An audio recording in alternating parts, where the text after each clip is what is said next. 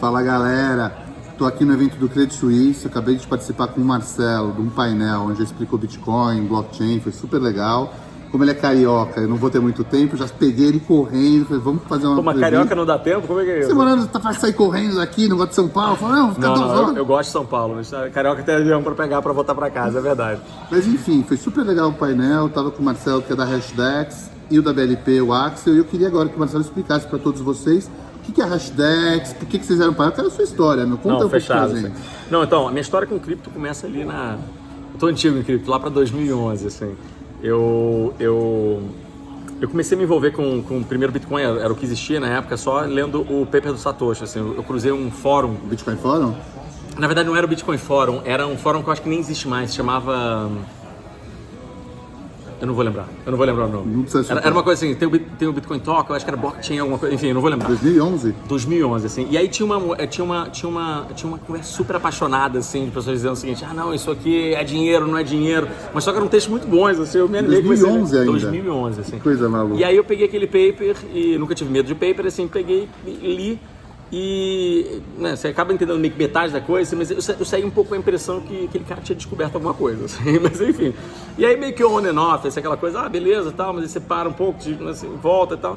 Mas lá para 2012 eu comecei meio que a comprar um pouco, e aí mas muito pouquinho, assim, né, assim, pra testar. Só pra usar no Silk Road, né? Não, mas de verdade, assim, e o que rola foi que eu falo... Onde dava pra comprar em 2012? Mt. Gox, né? Mt. Gox. Pô, Mt. Gox, cara, Mt. Gox, você tem história... Você dançou na Mt. Gox? Não, cara, eu tirei 3 dias antes por sorte, mas isso é uma outra história, assim. Mas tinha BTC também, né? Mas, assim, o que acontece é que eu falo que eu tive uma educação completa, porque depois disso, assim, eu operei cripto, eu fui hackeado, toquei uma fazenda de mineração com algumas centenas de... Aonde? Mineração onde? Cara, começou na Islândia e depois eu mudei pra Washington State, lá nos Estados Unidos. Assim. É aquele geotérmica da Islândia, aquela energia... Então, na verdade não era geotérmica, assim, era os mesmos caras que estão aí hoje, assim, Genesis, mas ainda não tinha esse nome, eles estavam começando, né? Porque o Washington State eu minerei ainda em 2016, lá era, mas depois não ficou mais tão bom, voltou. Isso é lá atrás, antes ainda, né? Mineração pra mim, assim, foi legal que eu descobri um cara que era acho que ele foi o maior minerador do mundo, se eu não me engano, em 2014, um cara chamado David Carson. E ele estava fundando uma empresa chamada Gigawatt, que acabou até quebrando, porque ele acabou fazendo uma token sale que a SEC achou... Não gostou, mas isso foi depois, mas ele realmente criou uma infraestrutura, assim, muito boa de fazer a administração enfim... terceira para mineradores, né? Mas enfim, isso aí... 2012, e aí quanto foi depois disso? Não, e aí basicamente, assim, o que eu acho que foi diferente ali é que eu tinha uma visão naquela época que eu achava que a ideia de cripto, assim, se eu tivesse generalizar essa ideia de uma rede incentivada, vamos chamar assim, ela era um grande resolvedor de problemas, assim, muito parecido com a ideia de equity, de empresa, né? Se a gente para empresa, eu acho que a definição que eu gosto de empresa é que empresa existe para resolver problema. Uber está resolvendo a questão de mobilidade, né? O WhatsApp está resolvendo mensageria, né? E blockchain era uma coisa parecida, mas só com uma estrutura diferente, com personagens diferentes, com uma mecânica diferente, com um processo diferente, mas não era nada fora isso, mas só que era uma questão completamente autônoma, muito parecido com o open source, conseguindo pagar aqueles participantes de uma rede. E eu tinha essa visão e falava muito sobre o assunto, conversava com muita gente, até que pintou o Ethereum. E eu falei, caramba, tá aí, ó, tá vendo? Vitalik, onde você viu o Vitalik? Vitalik. E aí eu falei, tá vendo? Assim, esse negócio pode ser outra coisa. Foi 2016 vai ser o da Ethereum? Não. Isso estamos indo 14. 14. Assim. Exatamente, 13 para 14, mas foi 14 que se deu. E, enfim, e aí teve um monte de história, teve hacking de Ethereum, que veio o Ethereum Classic, o primeiro grande fork, né? Preciso contar essa história pra vocês, por que existe Ethereum e Ethereum Classic. Eu já contei de Bcash, mas essa história vale a história, né? Que eu considero aquele até, depois você conta essa história melhor, mas o grande marco que de verdade, assim, dissociou uma coisa da outra, né? Porque o Bitcoin, né, todo mundo nesse canal, a grande maioria das pessoas conhecem, mas quando pintou o Ethereum, assim... Deu um clique na tua cabeça a mais. Muito pouca gente lembra, mas assim, o Bitcoin foi meio que para um lugar ruim, porque falaram o seguinte, mas agora pintou um Bitcoin novo, que é o Ethereum, na cabeça das pessoas, e que faz muito mais coisa que o Bitcoin, então o Bitcoin vai acabar.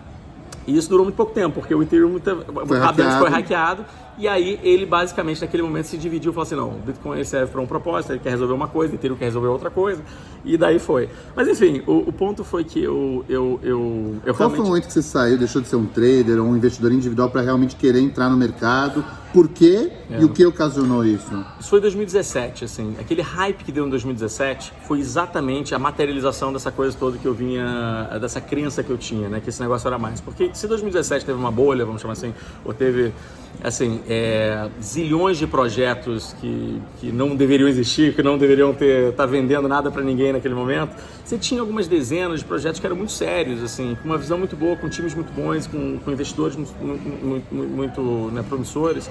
E esses poucos projetos, assim, era muito do que eu, na minha cabeça, previa ou acreditava que eles chegariam, né? E aquilo começou a me fazer mal. Né? Eu falei assim, cara, olha só, você tem um assunto que eu era super profundo, eu estudava beça esse negócio, acreditava muito. E eu não estou dedicando minha vida, não estou dedicando meu full time a isso. E aí foi esse momento que eu resolvi, assim, me tomou um tempo, assim, me tomou 8 meses para eu descobrir que eu tinha que mudar do que eu estava fazendo e fazer uma coisa nova, mas realmente no começo de 2018 eu dei esse passo e criei a Hashdex, que basicamente é o que é focada em você dar acesso, né, a investimentos de longo prazo no mundo cripto, muito focado no mercado financeiro tradicional. Então, né, cripto é um ecossistema que existe, vibrante, com todos os seus problemas, todas as suas virtudes, mas o cara que está no mercado financeiro tradicional, se ele quiser basicamente ganhar a exposição cripto, ele vai ter que ter uma série de dificuldades, coisas que realmente ele não está acostumado, que se você conseguisse criar uma forma que fosse completamente regulada, completamente segura, e com uma tese de investimento que eu considero melhor, assim, que é basicamente a ideia de índice, que é o que a gente faz, isso tinha um valor enorme. E foi isso que a gente começou a fazer. A gente criou um dos primeiros índices do mundo, uma coisa muito parecida com o Ibovespa ou com o S&P 500. Por acaso saiu uma reportagem deles do Estadão há mais ou menos umas 2, 3 semanas, vale muito a pena ler, reportando. Bacana. E aí a gente pega esse índice e cria dentro do mundo regulado, né? A gente é um gestor de recursos regulado no Brasil, em Cayman, nos Estados Unidos pela SEC, e a gente cria a forma segura, a forma regulada do investidor em geral ganhar acesso a esse mundo cripto, mais para longo prazo. A gente defende o longo prazo desse mundo. E aqui eu preciso fazer um parênteses, porque dentro do mundo de Bitcoin, de muitos acompanhantes, existe muita pessoa que é ideológica, não, você tem que ser senhor do seu dinheiro, sou dono de banco, você. Eu não penso assim. Eu quero que cada vez mais pessoas tenham exposição ao ativo. E eu não posso exigir que pessoas de mais de 70 anos comprem uma Nano Ledger e ponham num pendrive. Além desse fator, não se pode também esquecer o fator que precisa se criar mecanismos onde o dinheiro financeiro institucional flua. Então, sim, parabéns. Poxa, obrigado.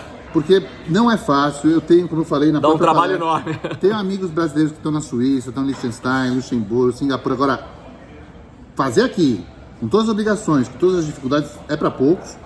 E agora eu queria que você realmente explicasse os seus produtos aqui, para pessoas que não querem comprar Bitcoin e guardar, querem investir via bolsa, via XP. Explica onde você pode investir. Legal. Explica os 3 produtos e como investir nos seus produtos. Então, pensem que a gente criou um índice, de novo, muito parecido com a ideia de um Ibovespa, né? Então a gente acredita no futuro desse mercado, mas a gente acha que é muito difícil determinar quais são as blockchains ganhadoras, quais são as criptos que realmente vão existir daqui a 5, 10 anos. Eu acho razoável imaginar que ainda vão pintar os Googles de cripto, né? os Facebooks, os grandes projetos que vão resolver grandes problemas. Então a gente cria uma forma, né, que é holística, que você captura o valor do mercado como um todo, né? Então a gente tem um fundo no offshore, né, que é focado em investidores estrangeiros, né? E esse fundo ele existe unicamente para replicar, tá, esse índice, né, reproduzir esse índice, mas de uma forma investível, né, que o investidor pode investir. Esse índice são os top 10, top 20, explica um pouquinho como funciona seu índice, depois os produtos, mas primeiro o índice. Tá. Então esse índice é o seguinte, ele tem um único compromisso desse índice, é representar o mercado como um todo. Como esse mercado é muito dinâmico, né, então assim, a gente não faz, né, eu acho que é razoável pensar que quanto maior esse mercado for, né, mais criptos você vai precisar ter para representar o mercado. A gente cria o que a gente chama um índice dinâmico no que tange a constituinte de índice. Então pensa que ele a cada 3 meses ele é rebalanceado e hoje ele tem 13 ativos, mas ele pode ter mais ativos, dependendo do tamanho do mercado, ele pode ter menos ativos, né? Então isso é uma forma de a gente garantir que a gente não vai ficar uma coisa de nicho no longo prazo, né? Então, isso até vem uma pergunta um pouco mais técnica antes do produto, porque essa questão de índice é uma coisa que vem muito na minha cabeça, a questão de, por exemplo, os dados do CoinMarketCap não são dados que dedignam. Ótimo. Se você pondera volume Isso. Pelo preço, a predominância do Bitcoin é muito maior de 60%. Isso. Como é que você, no seu fundo, consegue calibrar essa questão de volume? Bom, primeiro em relação a dados, né? Então a gente cria uma metodologia de preço que é aberta, que todo mundo consegue ler e entender, e a gente obviamente só pega dado dos lugares das exchanges que verificáveis, assim, é super rigoroso em termos de como é que a gente consegue reportar esse dado. Então é o que eu falo, assim, simplesmente é uma metodologia assim, super profunda e que você consegue entender para garantir que a gente pega esses dados de lugares verificáveis, regulados ou autorregulados, assim, que não tenha manipulação. Você tira o ruído. Você tira o ruído. Mas agora, a forma como a gente coloca, a gente não capeia esse índice em nada. Assim. Se Bitcoin foi 70%, 80% do mercado, é isso. Assim, eu não estou no business de dizer o que é melhor para o mercado. Eu estou no business de falar o seguinte, eu vou te entregar exatamente o que for o mercado. Você não vai perder o cavalo que passar, essa é a teoria. A grande teoria é o seguinte, é que se tiver um projeto novo, uma blockchain nova, uma cripto nova, que tenha mérito, e aí você tem regras extremamente bem definidas para determinar o que é isso. Assim, para entrar no índice, você vai capturar esse upside, você vai capturar esse retorno em algum momento. De uma forma que você vai ter exposição ao mercado como um todo. Se o índice é a sua ferramenta de escolha de produto, agora explique para eles os produtos, como que um cara pode investir, qual que é o menu de oferta do investidor aqui. Então a gente tem um fundo offshore, né? A gente também, como eu disse, é um gestor de recursos exterior. Né? Esse fundo ele é especificamente focado para o investidor externo. Né? Mas ele é o que a gente chama que é o nosso fundo mãe, nosso master fund. Né? Uhum. E a gente veio para o Brasil, a gente também é uma gestora regulada pela CVM no Brasil, né? E a gente cria 3 produtos que ganham exposição a esse fundo lá de fora e dá sabores diferentes para públicos diferentes. Então a gente tem investidores em geral que compram que o fundo ele compra só 20% do nosso índice lá fora, tá? E o resto ele deixa basicamente em CDI. Esse é para investidores em geral. A gente tem um segundo fundo. O varejo, você não precisa falar que é qualificado, é só chegar qualquer pessoa pode comprar. Esse é o de qualquer um. A gente tem um segundo produto que é 60-40, então ele compra até 40% do nosso índice lá fora, né? Esse é para qualificado, tá certo? E a gente tem um feeder puro que compra 100% do nosso índice para profissional. E do 40, os outros 60 é DI também? DI também. Isso é uma pergunta que eu vou fazer para a BLP e gostaria de fazer. Claro. Na minha visão, Daniel, a melhor investimento para qualquer pessoa é cripto, sem dúvida. Por outro lado, DI, num cenário de 4, onde a inflação está em 3, me parece que é um investimento que tende a empatar ou perder da inflação. Não é paradoxal você investir no ativo que mais vai ter alfa e, por outro lado, capear para a pessoa que olha comigo e fala, meu, DI não dá mais. Como é que... Então, eu acho que você tem duas respostas para a pergunta. Assim. A primeira é o seguinte, a gente fez o que é legal. Né? Então, a primeira coisa é o seguinte, a gente não consegue hoje, com as regras atuais da CVM, dar exposição full. Né? Mas você não poderia ter escolhido, por exemplo, ações, fundo imobiliário, outra coisa que não DI? Mas então aí eu vou ter que começar a determinar se ações é uma boa coisa, quais são as ações, e a gente não está nesse business. A gente está no business de fornecer acesso a cripto. Mas a primeira resposta é isso. Existe a questão o que é legal, o que é possível. Não pode oferecer 100% para o varejo. Não pode. Então a gente tem hoje, nesse momento da história, né, a gente está inclusive trabalhando em formas para fazer isso, mas nesse momento da história não. Mas a segunda forma é o seguinte, uma característica de cripto é realmente a alta volatilidade, certo? É muita vol, certo? Eu acho que tem pessoas que preferem não ter tanta vol. As pessoas querem entrar aos poucos nesse mercado. Né? Então, se você tem um fundo 80-20, você sai de uma vol literalmente 60 para uma coisa parecida de 10 a 15. Mais parecido assim com uma coisa que as pessoas estão mais acostumadas. Você vai ali para 60-40, você vai para uma vol ali, em vez de 60, então você vai para uma vol ali de 20 e poucos, mais parecido com bolsa. Né? E realmente, se o cara é profissional, ele entende exatamente como é que ele vai construir o portfólio, aquela coisa toda. Então, eu quero dizer o seguinte, ainda assim a gente fez o produto que era possível, a gente se surpreendeu que tem pessoas, literalmente, assim, realmente falam assim, olha, eu prefiro isso. Que bom. Eu prefiro, de verdade, assim, e aos poucos. Como um cara que é liberal, não sou libertário, porque existe governo, mas sou liberal. Para o liberal, quanto mais opções tiver... É isso aí.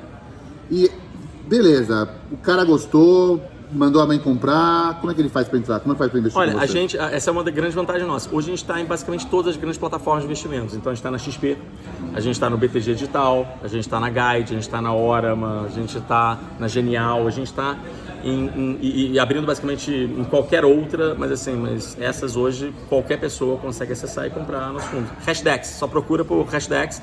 No caso da XP, só através de agente autônomo. Então, o cliente XP, ele pede para o seu agente autônomo, fala assim, eu quero investir no fundo da Hashdex, e imediatamente ele consegue.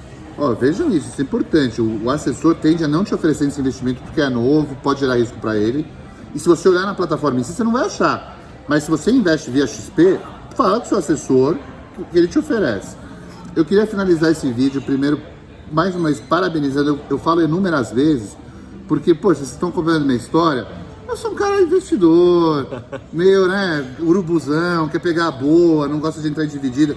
Pegar brasileiros como o Marcelo e como o pessoal da BLP que escolheu oferecer no Brasil, em vez de trabalhar no Liechtenstein, Suíça, lugares que eu vejo gente fazendo, merece salva de palmas, galera. Poxa, obrigado, valeu aí por falar isso, realmente, assim, dá um trabalho enorme, assim, não é fácil. E se você tem algum parente que, tem medo de investir porque vai ser hackeado, que não quer senha, o cara quer o bolo simples, tipo seu avô, sua mãe, eu recomendo procurar. Isso é até legal de falar, assim, a gente é um dos primeiros fundos do mundo auditado por um Big Four, a gente é auditado pela KPMG, então, assim, nenhum dos ativos fica com a gente. Isso é uma coisa importante, a gente usa custodiantes externos.